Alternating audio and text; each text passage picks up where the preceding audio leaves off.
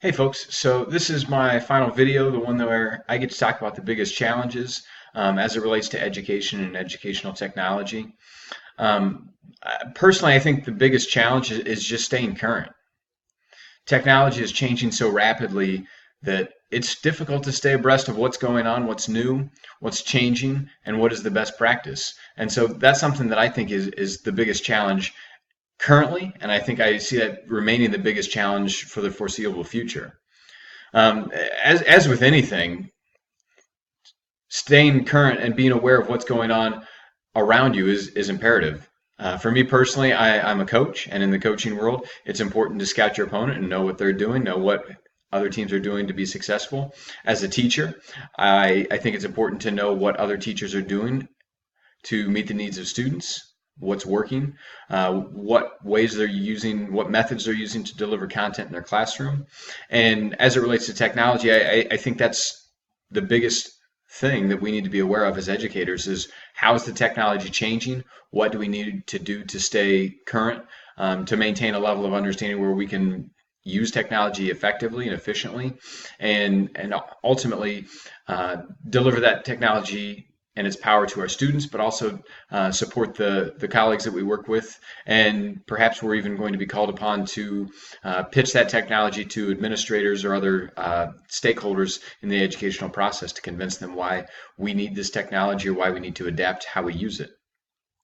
And I think it's human nature to resist change. I think it's easy to accept the status quo, to go with what we know. And obviously, technology flies in the face of that and challenges us to change and to evolve and to adapt as the technology changes. Um, I think ultimately that's why many of us probably pursue this course of education. I know for me personally, that's why I'm looking to get a master's in educational technology, is so I can have a greater knowledge base, a deeper level of understanding of what the technology options are and how to use them. I know that for my school district where I work, we've really jumped in with both feet as far as using Google. We use the Google Apps for Education frequently. Each student now, as of this year, has their own Chromebook that they take with them on a daily basis. They bring it to class each day, and I have them use it consistently. And so it's important to me in my classroom setting to be aware of what are the tools available to me, how can I use them most effectively. And I see from a student standpoint, I've been asking them for feedback, and I see them saying things like, "This is different. This is new," and they say that with a look of mild consternation on their face.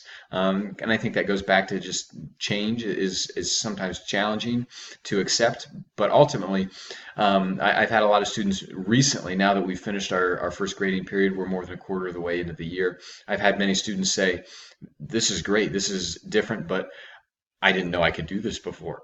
And they're saying that with a lot of joy and a lot of enthusiasm. I think it serves to keep them engaged. But to keep them engaged, we can't be complacent. We can't be satisfied with, well, here's how we've done it as we move into the future.